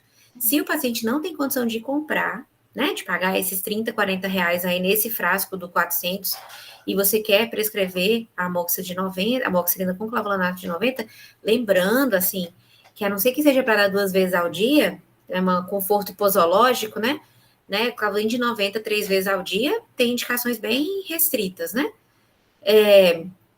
Aí você pode fazer aquele joguinho que a gente faz às vezes. A gente prescreve 40 de amoxicilina com clavulanato e 50 de amoxicilina pura. né? E a receita vai com os 2 antibióticos para que dê a dosagem adequada, se o paciente vai ter que pegar no posto. Pode checar também no REMUME da sua cidade, né? O REMUME é a Relação Municipal de Medicamentos. Essa é uma lista que é atualizada, teoricamente, todo ano, e nela vai falar para você quais os remédios que estão disponíveis no SUS daquela cidade. Né? Então, pode checar por lá também. Tá bom? A Sarinha veio em seguida. Se o líquido é de mau prognóstico, é isso que a Fê já respondeu, né? Não faz diferença no antibiótico. E aí a próxima pergunta é do Márcio. No serviço de vocês, qual profissional faz as toracenteses ecoguiadas? Quem, Fê? O temido BIP. O temido BIP da pneumo. Os residentes da pneumo fazem, tá? Mas a gente, sempre que vai fazer, a gente tenta ensinar também para o pediatra que está lá no dia, para o residente da pediatria, tá? Para tentar fazer. A gente meio que assumiu de fazer isso por causa de dificuldade de acesso à cirurgia, para a gente tentar ter um pouco mais de autonomia e resolver o paciente. A gente só não passa dreno, apesar que meu chefe é doido para a gente aprender a passar dreno nos meninos. Mas eu acho que, já que a gente tem um cirurgião pediátrico de plantão, o melhor profissional indicado para passar é ele. Mas eu acho que a teoria eu sei. Se eu tiver no interiorzão aí, passando um aperto, o menino precisando, morrendo, eu sei passar um dreno. Mas a toracocentese a gente faz sim. Eu tenho que saber drenar, porque eu tenho que saber tratar a complicação do procedimento que eu estou fazendo também, né? Então, a aplicação do fibrinolítico é de vocês também, né? Isso, e a gente que administra o fibrinolítico no dreno dos pacientes. Fica com a gente também. Lá os residentes da pneumo ficam com um telefone, que é um BIP, e aí cada semana não é o dono do BIP. Então, quando precisa, a gente aciona esse BIP, que era um terror, né? Nossa, Fê, eu lembro na sua residência que uma vez a gente estava numa festa, e aí eu te liguei no BIP só para te zoar, porque... Dá sacanagem, né? Porque era um horror esse telefone mesmo, né? Assim, tem até uma pergunta do Márcio que envolve o fibrinolítico. Ele perguntou assim, que não é padronizado no SUS, como é que a gente faz para ter acesso, né?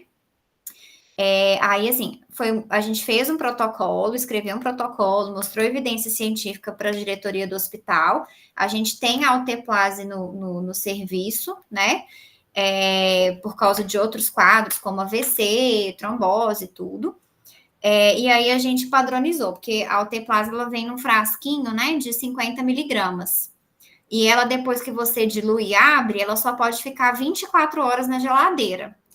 E existem várias doses na literatura, mas a dose mais utilizada é uma dose fixa, de 4 miligramas de alteplase, em 40 ml de soro. A gente coloca isso no dreno, clampa por 1 hora, abre e faz isso 3 dias seguidos. Então, para não desperdiçar remédio, a gente conseguiu conversar com a nossa farmácia, a gente fraciona esse frasquinho de 50, né, em frasquinhos com a dosagem menor, né, e aí a gente não desperdiça medicamento. E quando você vai pôr na ponta do lápis, sai mais barato para o hospital do que esse menino para um bloco.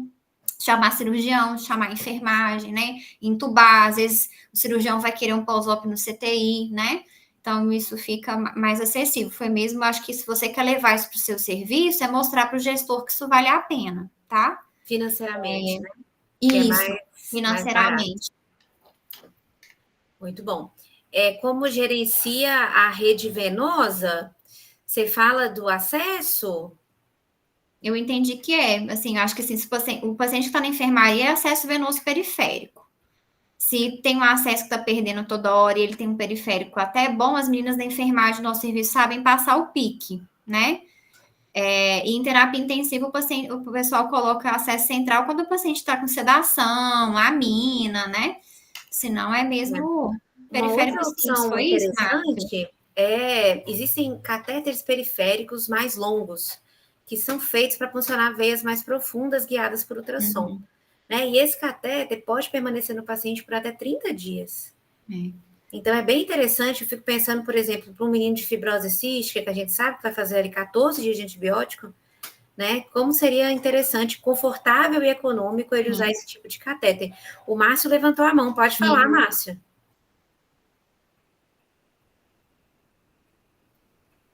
Desistiu, Márcio? Não, olá, boa noite, tudo bom? Boa noite, tudo bem? Boa noite, tudo bem?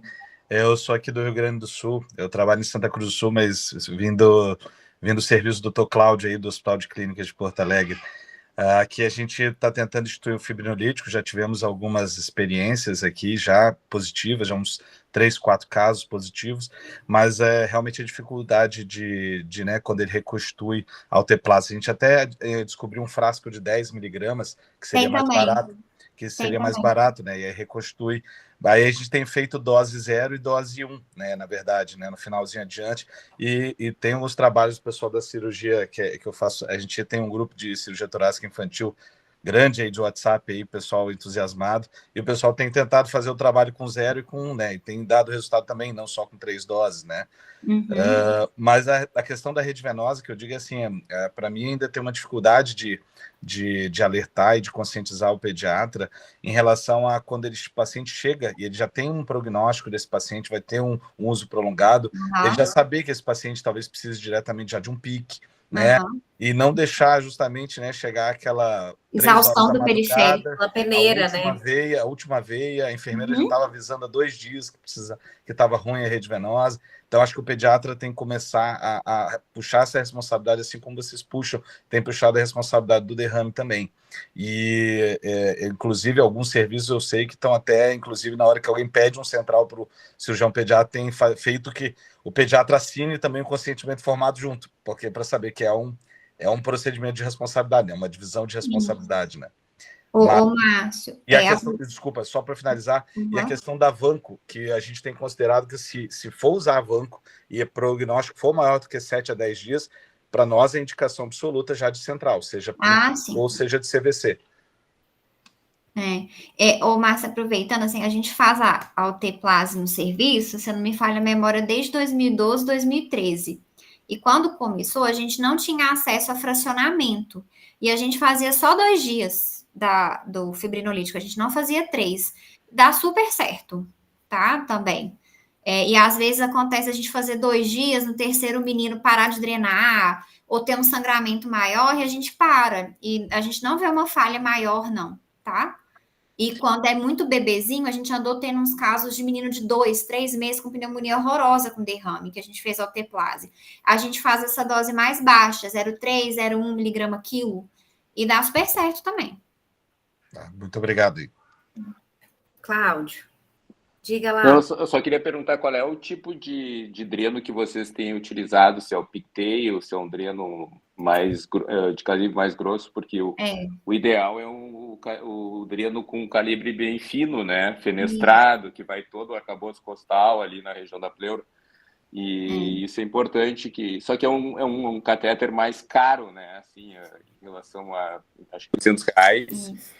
E outro dreno mais com calibre maior, acho que custa uns R$50, mas eu acho que é importante. Isso. O que vocês têm utilizado, assim, o pigtail ou não?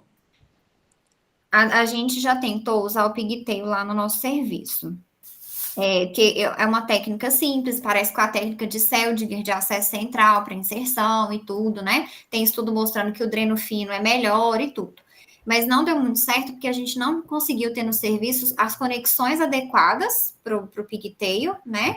E isso não foi muito para frente. E é um dreno caro, e a diretoria acabou barrando esse uso do pigtail. Então, a gente usa dreno de tórax comum. Inclusive, para fazer a alteplase, a gente faz aquela gambiarra de abrir o dreno, colocar de volta. Não tem igual o dreno que tem local para você já injetar medicamento, nem nada. Então, a gente usa o dreno tradicional no nosso serviço. A gente não tem acesso. A gente também, é o dreno tradicional.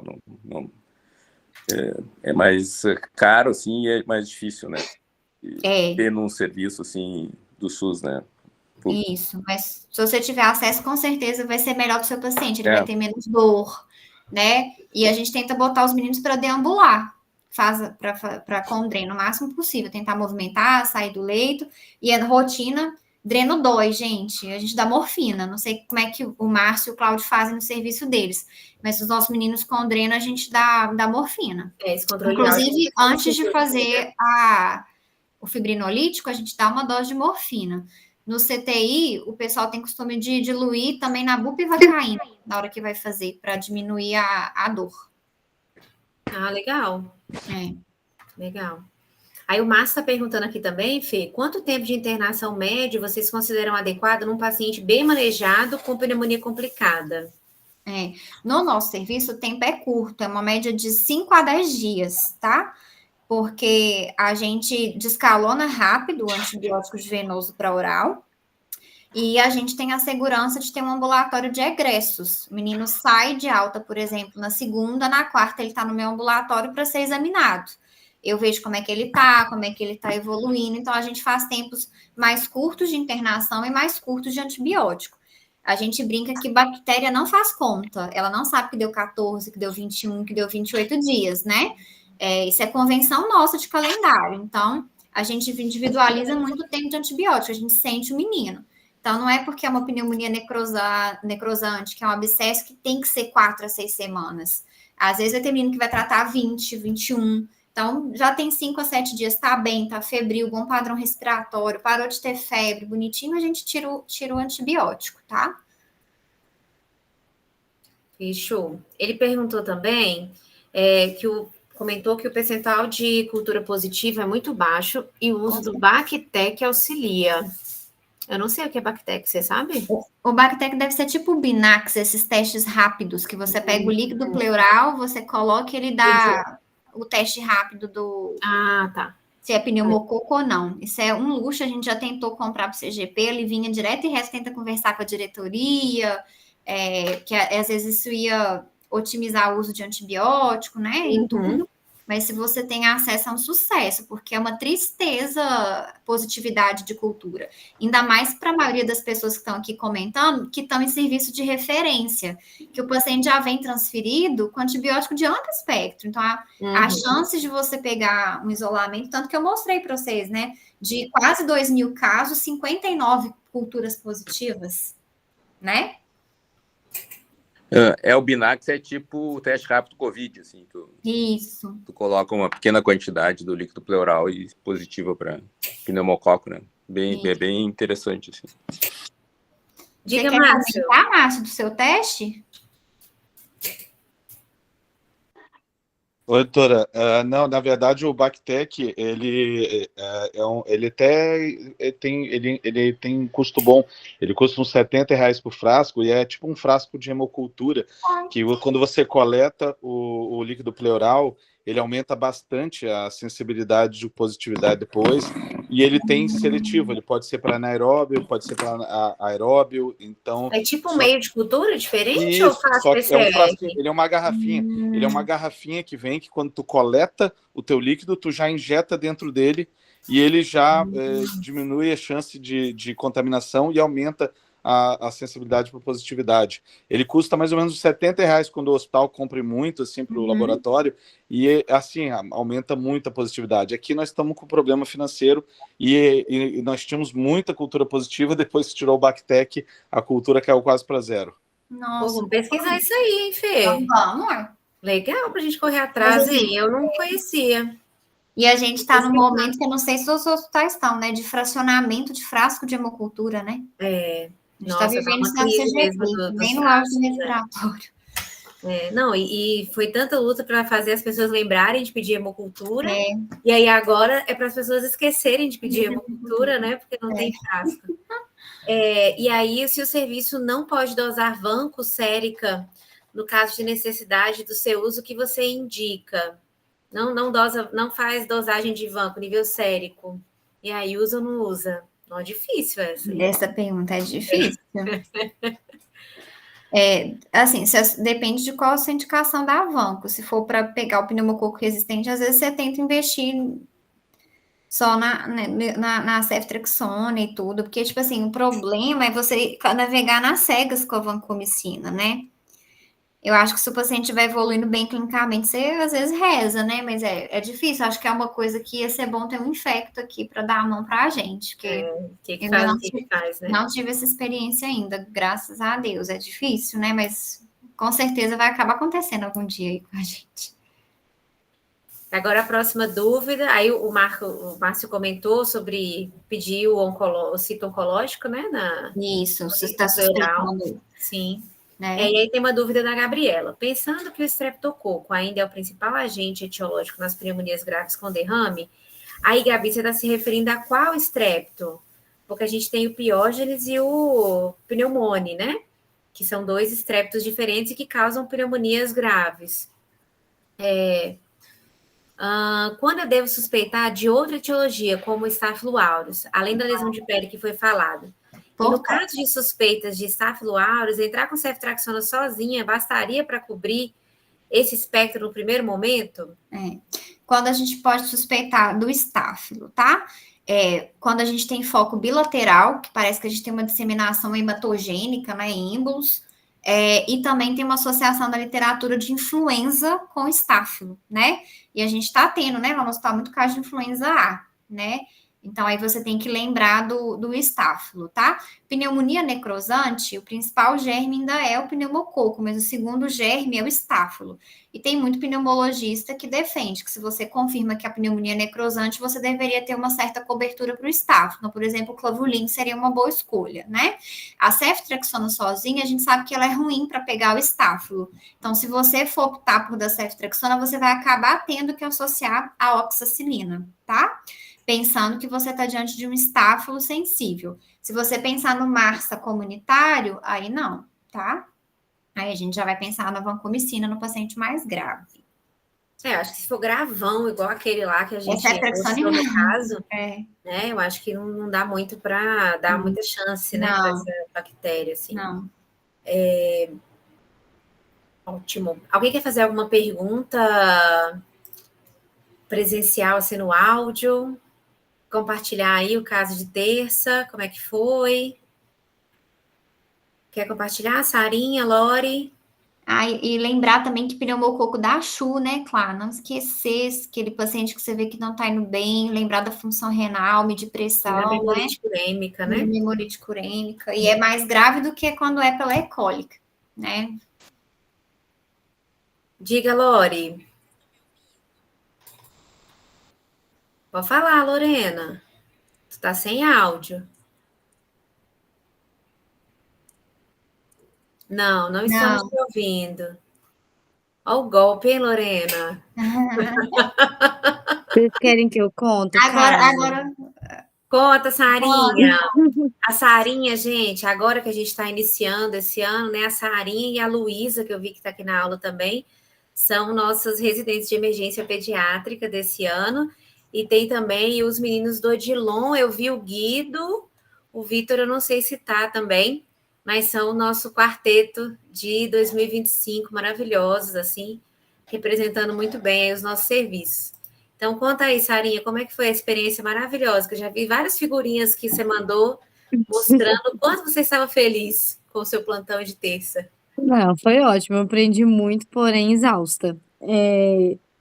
Assim, vocês me desculpe porque eu não lembro muito bem questão de que dia que começou o sintoma, como é que foi essa evolução, assim, que foi bem caótico mesmo o plantão, a gente já pegou meio com o bonde andando, mas era uma criança de 3 anos que o pedido de vaga dela foi por uma cetoacidose, passaram o caso dela como uma cetoacidose, que ela tinha um raio de 1h30 da tarde, assim, da cidade de origem completamente normal. E aí ela chegou no plantão noturno na segunda-feira. Já era diabético, Sarinha?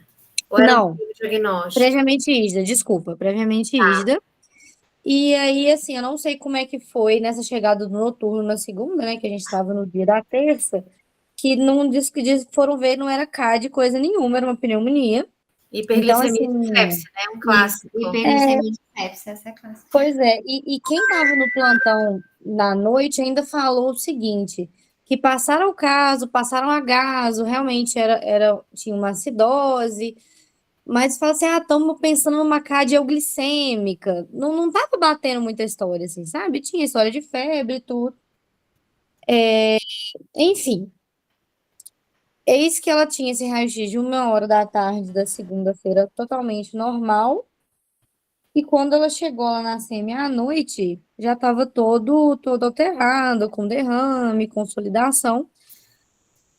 Acabou que não era um derrame muito grande, eu não lembro exatamente o tamanho. A Lauren fez a ultrassom nela, né, Lauren, na terça de dia, e mediu, mas eu não vi qual que foi essa medida. E aí, assim, quando a gente chegou na terça, ela estava já em VNI e com um padrãozinho respiratório, assim, não muito, não tava um esforço muito grave, assim, mas não tava muito boa também, não. Sabe aquela criança meio no limbo, assim? E foi questão de 5 minutos, assim. Eu cheguei, fui avaliar ela estava com o pulso bom, estava estável. 5 minutos depois a gente voltou nela, ela já estava com perfusão ruim, cianótica, pulso fino. Aí você mandou mensagem para mim falando do sódio dela. Ah, essa é a mesma do Era sódio? essa. Nossa. A gente já estava pensando em expandir, a gente voltou atrás, começamos uma Não, mas adrena para ela. E eu até te mandei foto para escrever na adrena, você lembra? lembro, eu vi. Aí, assim, em pouco tempo a gente já resolveu entubar. E a Paty, nossa mãe de Ná, já falou assim: essa menina vai dar trabalho na intubação, ela vai parar, vamos preparar tudo, já vamos dividir a equipe. A Lorena já chegou. Sarinha, se parar, então você fica na via aérea, fulano fica em tal lugar, a Paty fica liderando. Já Excelente, essa dividimos. organização é muito importante, né? Se Uhum. preparar para o que pode acontecer, que é o que a gente comentou no caso mesmo. E olha que eu tinha preparado antes de acontecer esse Pois é. caso aí. Não, foi tudo que você falou, assim, a instabilidade, então a gente já foi sedar ela num contexto que ela já estava com adrena, então já não era uma Fundamental, né? situação muito Iniciar a boa, né? mina antes de partir para a intubação, né? Uhum. Tentar reduzir a chance dela parar. E aí deu tudo certo, entubou e foi para o CTI, né? Não, deu tudo errado. Assim, a primeira tentativa de intubação, eu fui tentar. A gente já foi com o buge pensando que seria uma via aérea, assim, poderia ser difícil, que o contexto da gravidade mesmo, de intercorrência era muito grande. E assim, a laringoscopia dela foi muito tranquila, não foi essa questão, mas a questão que acho que o buge não escorregou do tubo, então não deu certo na primeira tentativa. No que a gente recuou para começar a ventilar, ela não ventilava. Ela não saturava nem por reza. Então, assim, começou a desaturar, Conheço começou a parêntima, né? bradicardizar. Difícil mesmo Sim. de fazer. Então, ela ficou muito hipoxêmica, bradicardizou, até a hora que, assim, fez uma bradicardia sem pulso, e aí a gente reanimou ela. Chegou a ser um ciclo só, de 2 minutos. Ela voltou, aí a Paty lindamente conseguiu entubar ela. Isso aí que o Gabriel falou, não entuba, não Não ventila. ventila. Não conseguia, gente, foi assim, tenebroso, foi tenebroso. Eu falei com a Paty hoje que a gente estuda, lê na teoria, mas a gente e nada prepara, assim, eu acho, a não ser viver. Para, Sarinha. Olha aí. Hã? Não, mas assim, a É, vivência, a não ser viver aquela situação, a gente não fica preparado, assim, só com a teoria, né? sim, e que bom viver num ambiente controlado, Graças a com Deus, pessoas mais graças a Deus. experientes para te ajudar. Então, acho que Com muito certeza. legal esse relato para mostrar, Então, né? Fazer uma propaganda aí da residência de emergência não, pediátrica. demais, não, foi. E mostrar o quanto que é importante, né? É. Gabriel, fala rapidinho aí que nós estamos com um horário muito avançado já. Um adendo muito rápido, só um acréscimo que a Sara não contou um detalhe que marcou todo mundo lá ontem. Ai, Foi não fala não, que impressionante. eu vou chorar de novo. Que ela assim, insuficiência respiratória, lá no leito, já para ser entubada, na beira de fazer a sequência. A gente até fez a sequência atrasada que você comentou aí. Na beira de fazer a sequência, ela, como quem busca um recurso, assim, no meio de aquele tanto de manipulação, aquele tanto de gente estranha ao redor, como quem busca algum recurso de conforto, de se tranquilizar, não sei, ela começou a cantar. Seu Lobato tinha um Gente, sério, vocês não têm noção. Meu Deus, ainda bem que eu O não que estava que nesse momento. aconteceu? Assim, a mãe Foi dela tinha assim, aí colocado todo essa mundo música começou pra ela. a cantar junto com ela para dar Isso, força e foi assim, um Gente, momento, pediatria é melhor mesmo, é tá? a melhor foi coisa. Só foi tipo assim, um pediatra. momento, Sem foi um, dúvida. foi um momento assim Foi muito tensa. forte. Que experiência, né, gente? Ela só ficava quietinha para funcionar o acesso, porque um acesso estava com adrena, né? A gente precisava de outro para sedação. E ela só ficava quietinha e deixava o pessoal funcionar quando a gente cantava essa música para ela. E aí ela com aquela fala entrecortada, cansada, ela soltava umas frasezinhas, umas cantorias, assim, junto com a gente, sabe? Até a hora que ela Deixa que sentou a e gente foi. canta. Gente, vocês têm que comprar um patinho de pelúcia e dar para essa menina na hora que ela sai. Exatamente. Gente, não tem noção, eu chorei ontem o dia inteiro. O dia inteiro. Ô, gente, então, muito legal. Eu queria muito agradecer os compartilhamentos aí dos relatos. Muito legal, que gerou muita discussão, muita pergunta. A gente acabou se prolongando um pouco mais que o habitual, né? Nós somos muito pontuais habitualmente, mas acho que foi rendendo mesmo. Peço até desculpa por que eu que estava moderando hoje, não fui controlando muito tempo, né? Mas é que estava rendendo tão bem a conversa que acabou se prolongando, mas agradecer muito a participação da Fernanda, assim, graças a Deus ela topa tudo que eu chamo. Sexta-feira que vem, Feito, vem aqui para casa para a gente fazer docinho pro casamento. Pode deixar, tô aí. E agradecer a participação do Cláudio também, né, que foi aí contando um pouco da experiência do Sul, o Márcio também, que compartilhou bastante coisa. Né, só agradecer, acho que foi uma volta em grande estilo, assim, estou muito feliz com esse retorno e com o resultado da aula de hoje. Chefe, é com tu agora, Joca. Não, sou chefe, mas muito bom voltar, muito bom com essa noite de gala. A nossa ideia é tentar fazer realmente assim, mais coloquial, mais com casos clínicos. Talvez não precisemos ir tão longe, porque as pessoas já estão um pouquinho cansadas, né? Mas passou o tempo e eu vou te dizer, eu estava acompanhando o número aqui, a gente começou com 37 e terminou com 33, quer dizer, não foi algo assim que as pessoas foram saindo. Quando é chato, as pessoas saem. Então, a gente pede um pouquinho de desculpa para as pessoas que ficaram até agora e agradece muito a participação das pessoas todas. Daqui a 15 dias a gente retorna. Nesses 15 dias nós vamos fazer uma mega divulgação do que a gente vai conversar aí, falar um pouquinho até da prova de título de especialista que tem. Então, tem algumas coisinhas para a gente tocar. Clarice, parabéns. Fernanda, obrigado. Claudinho Bochecha, que também participou. Prazer, gente. É um prazer. Acho que Amplo era muito empolgante, né? Acho que acabou que nós perdemos todo o jogo do Grêmio. Nós acabamos às 20 horas bonitinho. Aí depois foi a discussão 22, e as perguntas. Se não tivesse um freio, né? Eu acho que... Mas estava ótimo, viu? Parabéns para vocês. Tá bom. Obrigada, gente. Foi um prazer. Boa noite a todos. Prazer enorme, Fernanda. Obrigada, viu? Eu que agradeço. Boa Tchau, noite gente. a todos vocês. Feliz Páscoa para todo mundo. Obrigada, você também. Boa noite, pessoal. Isso aí. Tchau, tchau.